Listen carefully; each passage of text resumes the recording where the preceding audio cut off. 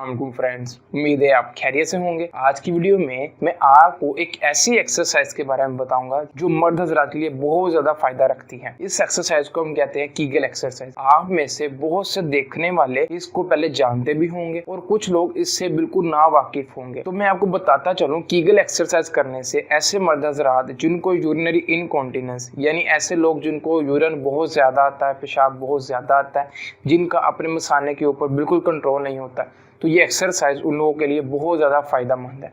दूसरा ये कि ऐसे लोग जिनको प्रीमेच्योर एजैकुलेशन का प्रॉब्लम होता है, ये एक्सरसाइज उनके लिए बहुत अच्छी है। थर्ड, ऐसे लोग जिनको इरेक्टाइल डिसफंक्शन का प्रॉब्लम होता है, ये एक्सरसाइज उनके लिए बहुत ज़्यादा मुफीद है। अब मैं आपको ये एक्सरसाइज करके दिखाऊंगा कि हम इस एक्सरसाइज को किस तरह करते हैं।